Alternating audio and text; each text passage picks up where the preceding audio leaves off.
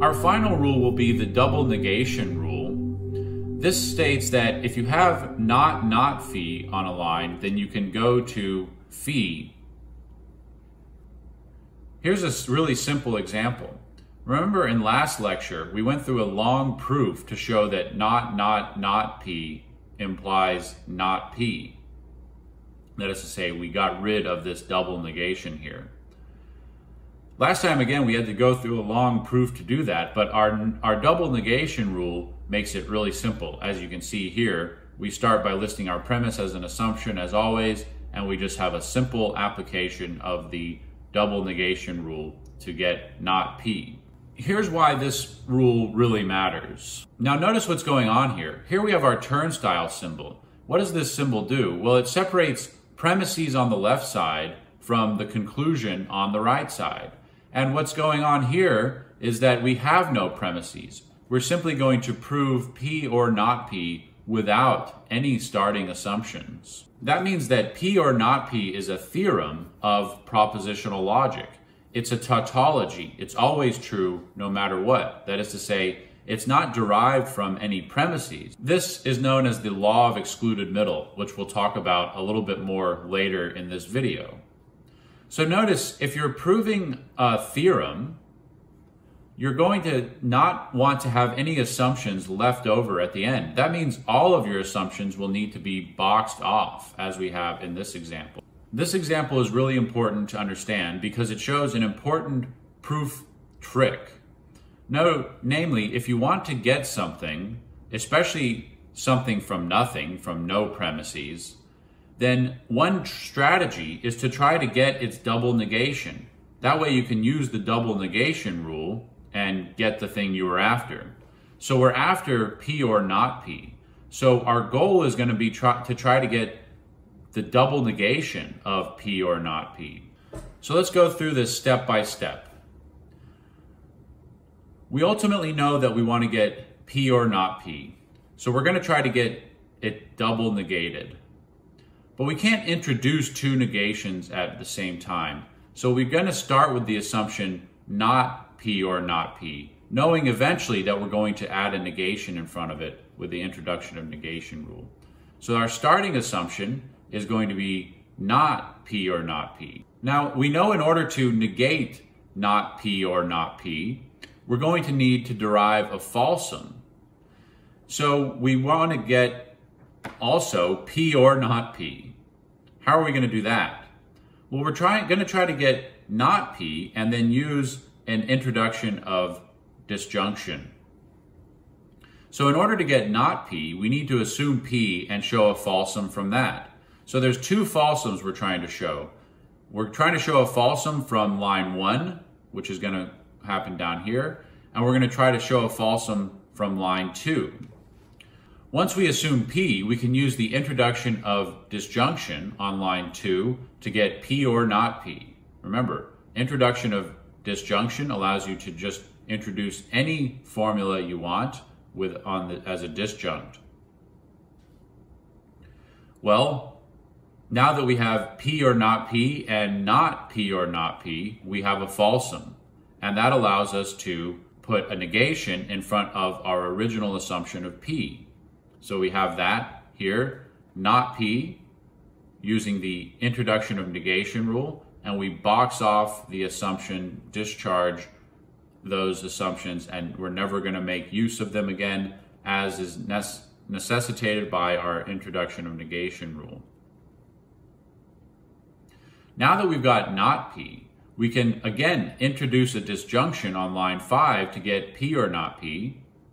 Well, once again, that is the contradiction with line 1, so we can derive a falsum using our elimination of negation rule on lines 1 and 6. Now that we've got a falsum leading from line 1, we can use our introduction of negation rule to negate line 1. So we throw a negation in front of line 1 to get line 8. Well, now we've got a double negated p or not p, so we can toss off the double negation, and we've got p or not p. Now there's something kind of strange about this proof, because what we were trying to do was get P or not P. And we've already got P or not P here at line 3 and also at line 6. So why couldn't we have just stopped at line 3? Well, line 3 is going to be inside a box. And remember, if you start a box, you have to finish it. Here's another example of the double negation rule. We want to go to P arrows Q, and we have this premise, not Q, arrows not P.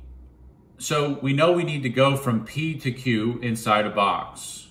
And the idea is to get Q by getting a double negated Q. How are you going to get a double negated Q? Well, it starts with a negation, so you need to go from not Q to falsum inside a box. That's what lines 3 to 5 are doing. So putting those two together, we're going to, as always, list our premise as an assumption. Then we're going to, since we know we want to go from P to Q inside a box, we're going to list P as a new assumption. And we know that we want to go from not Q to falsum inside a box, so we're going to list not Q as a new assumption. What do we do with our not Q?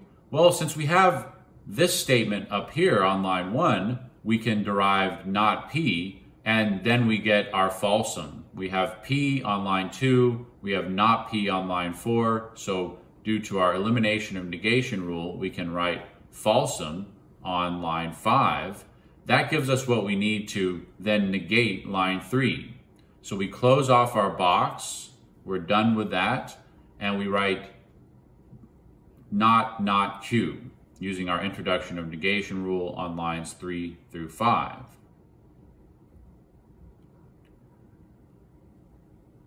Now we can apply our double negation rule to line 6. Since we have not Q, we can get Q. Well, now we've gone from P to Q inside a box. We draw off our box and we get our P arrows Q using our introduction of the arrow on lines 2 through 7. With the double negation rule, we now have all of the rules for propositional logic. In particular, all of the rules we've outlined so far give us a system that's known as classical logic. Classical logic has the rules for the connectives, which we learned in the last videos, plus the 3 rules that we talked about in this segment. There are different systems of logic depending on how you deal with the EFSQ and the double negation rule. All of these systems of logic have the rules for the connectives. But minimal logic is a system of logic in which you discount the EFSQ and the double negation rule. Intuitionistic logic has everything minimal logic has, but it also adds EFSQ, and like we said, classical logic, the most extensive, also has the double negation rule. It's worth pausing for a moment and thinking about how these 3 different systems of logic work. With the EFSQ rule, we can prove any formula from a contradiction. In some sense, this encodes our basic thought that contradictions are necessarily false propositions. So the falsum is an absurdity. So if a falsum is derived, then anything else can be derived. Now, minimal logic rejects this rule. And we call this minimal logic because it's a logic with a certain internal coherence, but that has fewer theorems than intuitionistic or classical logic. Minimal logic does not introduce any rules governing the falsum symbol, so it doesn't take a strong stand on the nature of contradiction and negation. So why might one take that on board? Well, for one thing, minimal logic is mathematically interesting. It presents a coherent view of negation that is distinct from the usual one. Now, negation is a tricky concept philosophically. If I say something like, "There are no hippos in this room," what makes that statement true? In general, how can negated statements be true when there's no positively existing object or states of affairs to make it true? Moreover, you might have some qualms about EFSQ itself. Why should one be able to prove any old unrelated statement from an unrelated proposition. For example, if you can prove that psi follows from phi, shouldn't phi and psi have something to do with each other, some relation? Well, it turns out the minimalist view of negation has been used by some philosophers of logic to argue that there are actually true contradictions. For example, many have thought that the liar paradox is a true contradiction. According to these philosophers, just because one accepts one contradiction doesn't mean that everything should be accepted along with it. According to dialetheism, for example, one can accept a contradiction through principled reasoning without being committed to an absurd system. Intuitionistic logic adds the EFSQ rule, but not the double negation rule. Intuitionistic logic is thus more powerful than minimal logic, but what you cannot prove in intuitionistic logic is the theorem P or not P. We proved that a few minutes ago in this very video. P or not P is called the law of the excluded middle. This law goes all the way back to the ancient world as a central topic in logic. In Aristotle's Metaphysics, for example, he argues that the law of the excluded middle is the basic law of all coherent thought. But remember, when we proved the law of excluded middle a few minutes ago, we had to use the rule of double negation. And intuitionistic logic does not have the rule of double negation, so it can't prove the law of the excluded middle. Intuitionistic logic is a formalization of the reasoning done in what's called intuitionistic or constructive mathematics. Brouwer is the founder of intuitionistic mathematics. And Brouwer had this idea that we make too many assumptions about the metaphysical status of mathematical objects in classical mathematics. So he wanted to do away with these metaphysical assumptions. Mathematics, Brouwer thought, should be grounded in our intuitions about the natural numbers. Moreover, Brouwer held that mathematical objects are mere constructions of the human mind. They don't exist separate from our activities of thinking and talking about them. The conception against which Brouwer positioned himself was the idea that consistency is the criterion for existence in the mathematical universe. That is, if you can show that assuming there is no mathematical object A leads to contradiction, then you can positively assert that A exists. This technique is known as reductio ad absurdum. Prove that an assumption leads to contradiction and you can assert its opposite. We can see how the double negation rule codifies this reasoning behind reductio ad absurdum. If it cannot be the case that not A, then A. If not P, then P. That's the double negation rule. Now, Brouwer disliked this. He thought that mathematical objects are creations of the human mind. So we have to have a stronger criterion for existence in the mathematical universe. If you want to prove that some mathematical object exists, then you actually have to show a recipe for constructing it using the limitations of the human mind. Heyting was another intuitionist logician who rejected that the aim of logic was truth. Rather, logic should be all about what we can prove, not what's true. So, for example, a proof of a disjunction doesn't say that P or Q is true. It just says we have a proof of P or we have a proof of Q. On this view, it's natural to reject the law of the excluded middle because it's not always the case that we have a proof of P or we have a proof of not P.